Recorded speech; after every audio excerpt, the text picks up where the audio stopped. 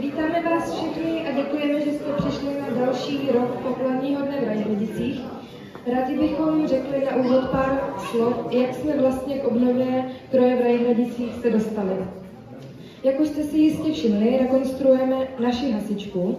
Tehdy před rokem, když jsme vymýšleli její venkovní a vnitřní výzdobu, jsme narazili na otázku, jaký folklorní motiv vlastně máme použít.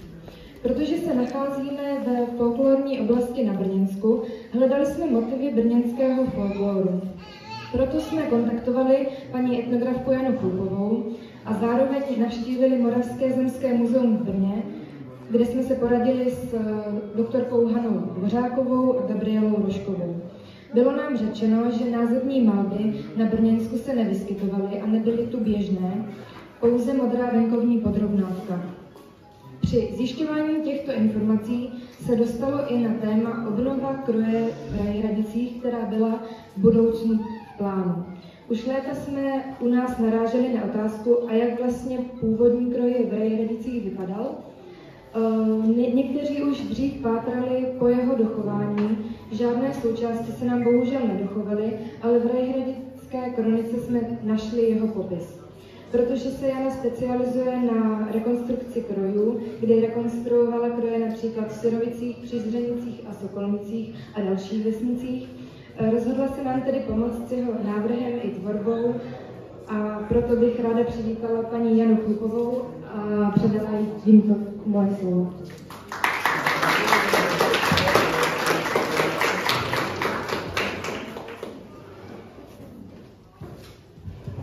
Tak dobré odpoledne.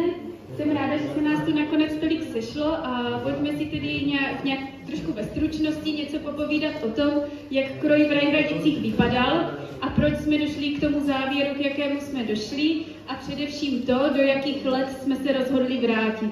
Protože kroj je to nekonečný proces vývoje a když se vracíme do nějaké doby, tak si musíme říct proč a k jakému účelu ten kroj v tomto případě teda členové chasy chtějí používat.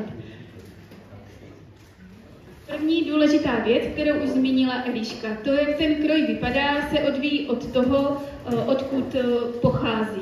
Takže tady samozřejmě se jedná o Rajhradický kroj, což je jednoznačně oblast Brněnska, takže logicky je ovlivněn tou přítomností velkého města. Tady poměrně nedávno byl obnovený kroj v Modřicích, kde to bylo teda velice komplikované z důvodu přesídlování německých obyvatel. Podstatně snazší byla rekonstrukce kroje v Sokolnicích, Telnici nebo Chrlicích. Takže když už vidíme, že takto blízké obce svůj kroj mají, tak není důvod, proč by Rajhradice mít nemohli. Tady je situace Rajhradic, to určitě pro vás není nic neznámého, ale vpravo je mapa celého Brněnska, abyste spíš tak jako pro zajímavost, pro ilustraci mohli vidět, že i obce, které si s krojem tradičně nespojujete, protože s krojem většinou spojujeme Kyjov nebo Velké Pavlovice, Bílovice, tak i na Brněnsku samozřejmě ty kroje byly, ale vymizely dřív. To je dané tím, že prostě ty lidi do toho velkého města měli strašně blízko. Tak tady máme takovou šílenou mapu změť všech slov, ale je to v podstatě to, co nám ten kroj vlastně vytváří, takový jako komplex součástek, ke kterému jsme dospěli. Ten kroj ovlivňuje teda jednak ten region, tady máme Brněnsko, to je jasné, ovlivňuje to postavení toho člověka, jestli je to stárek, stárka, vdova, jestli je to nějaká sváteční příležitost nebo pracovní kroj do pole. Samozřejmě důležité je sociální zázemí, ať už nositele nebo nositelky, protože rozhodně jiný kroj si mohla dovolit manželka starosty, dcera sedláka, anebo manželka a dcera řemeslníka. To byly naprosto nesrovnatelné kroje. A tak jako dneska si myslíme, že ty nůžky mezi bohatými a svobodnými jsou otevřené, tak na tom přelomu 19. a 20. století to bylo poznat prostě, čím se tím člověk živí z druhé strany ulice. Ten rozdíl v těch krojích podle toho, jak ty lidi byli nebo nebyli majetní, byl opravdu jako neskutečně veliký. A další věc je, k jaké příležitosti ten kroj člověk nosí, jestli je to k tanci nebo do kostela. A jsou tam uvedeny i takové slova jako kronika, záleží, odkud se to čerpá, když se ten kroj rekonstruuje. Tady ta kronika pro nás byla naprosto zásadní. Tady jsme našli takové jak to říct, želízka v ohni naše, při tom pátrání po fotografiích, ale já věřím, že postupně ještě určitě něco vyplave. Tady vidíme takovou tu takzvanou úpadkovou fázi, kdy vlastně ženy ještě původní kroj mají a muži už ne. Vždycky tradičními nositelkami té kultury byly ženy, protože muži jezdili prodávat ty výrobky nebo vlastně i sedláci jezdili prodávat na různé trhy a mnohem dříve jezdili do Brna, proto ten kroj dříve odložili. Ale zatímco ty ženy byly víc doma a ještě vidíme ty tradiční nositelky. Tady jsem poměrně dost zvětšila a vystříhla tu fotku spodní řadu, tam krásně vidíme, že ten kroj má několik variant. Vidíme tam mladé dívky v kordulce, v turečácích a vedle nich jsou děvčata v jubkách v polosvátečním pracovním kroji. Buď je to proto, že to bylo nějaké cílené představení, nebo prostě nebyly tak bohaté, aby ty kordule rukávce měly. A nahoře vidíme tu fotku vlastně v celé kráse.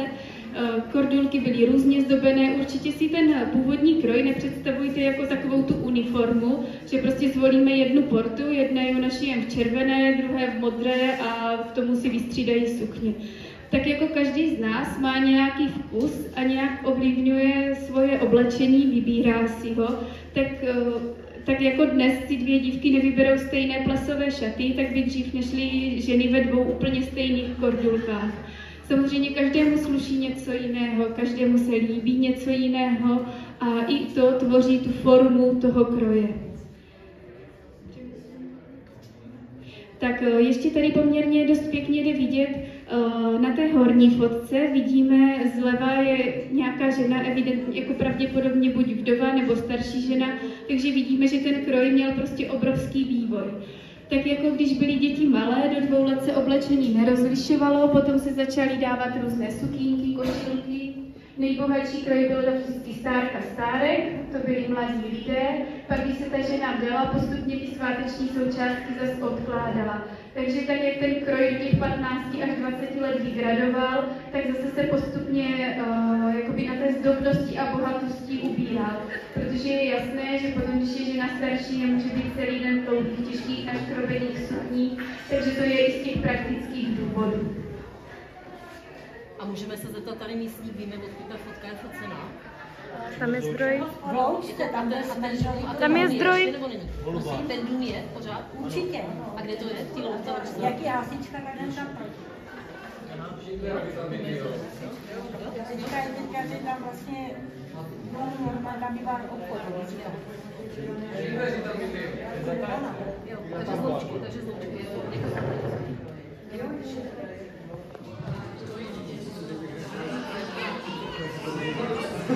Tak já teda poprosím, dostaneme si dál. Tady jenom upřesním, že jako samozřejmě každá obec má nějaký svůj kroj, ale pokud jsou si obce takhle neskutečně blízko u sebe, tak je logické, že ten kroj vypadá buď to stejně, nebo skoro stejně. Třeba takový příklad, kde já jsem vyrůstala v Blažovicích, a vlastně Blažováci chodili do kostela do Tvarožné, takže je jasné, že kroj z Blažovic a Tvarožné vypadá úplně stejně. Jo? I když máte Svatobořice Mistřín, tak byť někdo je svatoborák nebo druhý je mistříňák, tak kroj ve Svatobořicích i Mistříně je takřka stejný. Takže tak jako Rajhradice a Loučka prostě byly obce, které byly jako blízko u sebe, ti lidé se ženili, vdávali a když se ta žena vdala do druhé obce, tak samozřejmě nebyla doba, aby vyhodila všechno, co doteď měla. Ona si to vzala s sebou a opět to oblíkala svým dcerám. Byť už ty sváteční součástky nepoužívala. Musíme brát potaz to, že jsme na přelomu 19. až 20. století, kdy se žilo, jedlo, vařilo a lidé byli mnohem skromnější, než jsme my dnes. Na to je potřeba brát taky ohled. Co se toho vývoje kroje obcí Rajhradice týče, tak jak do toho přelomu 19. a 20. století se vyvíjel ten původní kroj, tak potom lidé začali oblékat konfekci a jako kroj se na celé Moravě ustálil takzvaný národní kroj. To je kroj, který vychází ze svatoborsko-mistřínského kroje, my říkáme spíš kyjovského, proto jsme ho sem pro ilustraci dali 2 páry v kyjovském kroji ze Svatoboří z Mistřína. Ten kyjovský takzvaný národní kroj byl převzatý vlastně po celé takřka na celé Moravě. Bylo to v době, nebo začal se přebírat v době národního obrození, kdy ty ženy zvlášť domácností odebírali časopis Květy, což byl časopis o ručních pracech. Teď si nejsem jistá, jestli vycházel jednou za měsíc nebo za 2, a tam po těch 2 měsících vycházely návody a šablony a ty ženy si třeba za ty 2 roky, kdy byl ten muž na vojně, vyšili a zhotovili celý ten jakoby svérázový kyjovský kroj. Ale samozřejmě, že tady ten svérázový jakoby kyjovský kroj z Brna nemůžeme jako v něm asi vyrazit úplně na hody v Bystříně, protože je vyšší v jiné šířce, na jiných materiálech, ty typické vzory mění barvy, zatímco místní znalec tohleto pozná, my samozřejmě ne. Ale zvolila jsem to sem proto, aby jsme si ilustrovali, jak ten vývoj vypadal. A to je vlastně situace, která je zde dodnes, akorát, že to, co dřív si dělali ženy v domácnosti sami, dnes do velké míry převzali půjčovní. A tady se dostáváme k tomu, vlastně odkud jsme vyčerpali nejvíce, a to je ta kronika obce Loučky. Je tam poměrně pěkný popis toho kroje, chápu, že na té prezentaci nejde vidět, ale tam je na stole vytištěný a je to poměrně dost velký opis vlastivědy moravské. Uvádí se tam jednak ženský, jednak mužský kroj jako svobodný, je tam uvedené i to, potom jak se měnily součástky pro vdané a pro ženaté muže. Ale je tady v té vlastivědě a i v té kronice obce Loučky poměrně dost náročné, aby se člověk neztratil ve stoletích. Je tam popsaný jednak ta archaičtější varianta kroje, kdy se ještě neškrobilo, a i ta novější. My jsme se rozhodli dostat se na přelom 19. a 20. století. Kdybychom šli hlouběji, tak jednak už ty materiály budou ještě obtížněji dohledatelné, protože už toto byl ohříšek. Ale musíme brát v potaz to, že chceme zrekonstruovat kroj pro stárky, aby v něm mohli chodit do průvodu, tancovat na dechovku, tancovat polku valčí. Proto se nemůžeme dostat do doby ani krojem, kdy ještě dechovka nehrávala. Musíme vždycky jako respektovat to, co s tím krojem vlastně chceme dělat. Proto ten přelom 19. a 20. století je ideální. V podstatě podle toho popisu, který tady v té kronice je, jsme se pokusili zatím aspoň provizorně poskládat jeden pár. Tady ten pár vidíme, tady máme ženu, samozřejmě snažili jsme se to poskládat pro ilustraci ke dnešku, není to cíleně šitý kroj, takže se dopředu omlouvám, lze jako spodnička, ale opravdu jsme se vám snažili to aspoň nějak jako přiblížit. Ta sukně je zapsaná jako hladká hedvábná atlasová, to v překladu do dnešních látek je taft. Takže ten vidíme tady. Zvolili jsme takzvaný šanžánový taft, to znamená, že osnova a útek je tkaný z jiné látky, takže když by se ta žena na slunci natáčela, tak se mění. Ono tím, že jsme vevnitřku, tak to nejde tak pěkně poznat. Zástěra je opět hladká hedvábná, kordulka je sametová, původní rajhradickou kordulku ještě nemáme zpracovanou, takže tady tato kordulka je jinak zdobená. To jste viděli na těch fotografiích, že ty prsa těch žen jsou podstatně zdobnější, ale je šněrovaná na tu šněrovačku, má rukávce s krézlíkem, s tím, že podle těch fotek to vypadá, že ten rajhradický krézlík byl podstatně delší. A na večer tady ty hedvábné sukně, to uvádí zase paní Ludvíková ve své publikaci Kroj brněnského venkova. Ta sukně je vlastně neprací, takže na večerní, a je docela drahá. Takže na večerní použití není úplně jako ideální a na celém Brněnsku se ženy na večer převlékaly, což tady moc pěkně můžeme vidět na děvčatech ze Sírovic, kdyby se otočili zády k nám. Tak vidíme, že Elenka má tu fialovou odpolední sukni, to je v podstatě jedna z variant toho taftu, a zatímco Liduška má tu večerní plátěnou takzvanou mušelinku nebo kartonku. Je to o tom, že ta bílá sukně je prostě prací, je lehká k tanci, je velice příjemná. Tak vám, děvčata, děkuji. A co se toho mužského kroje týče, tak vlastně muž má taky vysoké boty, má pod kalhotami modré štulky. Já jsem se to snažila složit, abyste alespoň kousek viděli. A tak v podstatě jako na většině Brněnska se tady do toho přelomu 19. a 20. století vyskytovaly koženice nebo kůženice, to znamená kalhoty žluté, různých žlutých odstínů. Třeba zápis vlastně, teď si nejsem jistá, jestli jsou to Blažovice nebo Jiříkovice, ale uvádí, že žlutice byly žluťočky, jako když se čerstvo vylíhne kuře. My jsme zvolili takový jako umírněnější odstín diftínu. Jsou to kalhoty, které jsou pod kolenom. A jsou doplněné výrazným opaskem, ušité napadací most, bílá košile sámkovice a tady ta červená kordula má oproti rajhradickému kroji drobný nedostatek. Ten rajhradický kroj je potom vyšívanější, to si ještě ukážeme. A je odsud uvedený takzvaný širák, široký klobouk, s tím, že stárek jej má ozdobený velkou vonicí. A tak jako si žena na večer mění sukni, tak si muži na večer mění ten klobouk, kdy nosí ten klasický konfekční klobouk, protože tady ten kulatý klobouk je jednak těžký, ještě když jej nazdobíte pro toho stárka, tak to není věc, ve které by se dal celý večer tancovat. A kdyby ho dneska kluci někde zapomněli a padla na to rosa, tak by to byla asi taková jako drahá sranda na ty hody. Takže je potřeba ho na večer vyměnit ve vlastním zájmu za ten obyčejný konfekční klobouk. Tady máme ještě znovu tu fotografii, teď to můžete už s těmi naslechnutými vědomostmi porovnat. Samozřejmě toto je kroj, který byl šitý na poměrně malou ženu, takže je krátký. Ten rajhradický kroj je pod kolena. Zhruba tak, jak je oblečená Elenka ve fialové sukni.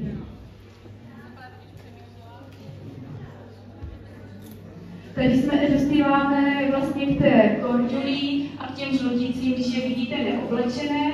A pro zajímavost ještě v tom popisu z té loučky je v oděvu dané ženy velice detailně popsaný čepec, který naprosto přesně odpovídá dochovanému čepci dané ženy z Ořechova. Ten čepec je z takového jako nažabičkovaného brokátu, je to velice náročná práce a ten čepec je úplně tvrdý. A abyste viděli, že nejste jako jediná obec na Brněnsku, kde se kroj jako nedochoval nebo kde zanikl téměř všude, tak tady pro zajímavost máte porovnání s různými jinými kroji z blízkého okolí.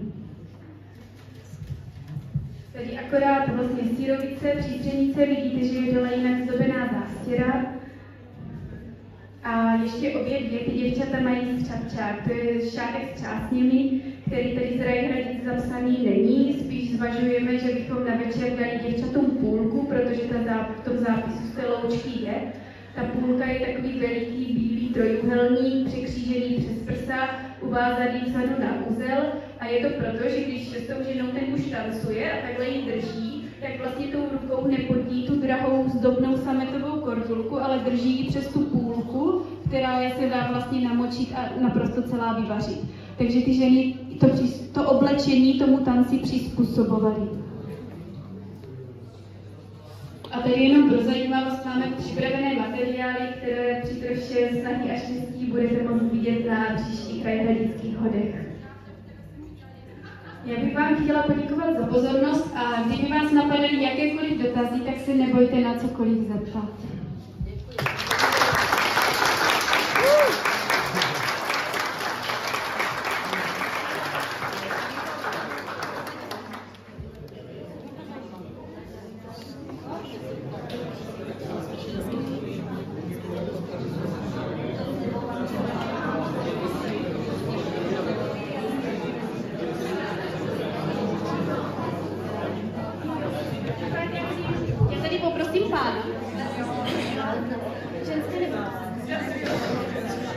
Tak máme tady ještě dotaz na ženské boty, tak já je podám. Tady jsou vystavené boty, říká se jim sametky, ale opět je to jedna z těch ilustrativních věcí. Boty už mají děvčata místní zhotovené, takže se na ně můžete podívat. Je to taková šněrovací bota, kousek nadkotník, ale je celá kožená. Jo, ale to jsou boty šité na míru a v nich se strašně dobře tancuje, protože vám podrží kotník. A ten podpatek je vyvážený, opravdu tak nemá být, na rozdíl od botů z dnešní obuvi, takže v těch botech se dá pak vydržet celý víkend. Děkuji. Ještě nějaký dotaz? Já ještě bych si dovolila takovou poznámku, že většinou, když se dělají ty rekonstrukce, tak občas třeba něco zaplatí obec nebo nějaký spolek a že je teda potřeba zdůraznit, že tady máte mladé lidi, kteří se místo pěkné dovolené nebo škaredého auta rozhodli pořídit si kroj. Tak si myslím, že ten potlesk by měl patřit především jim.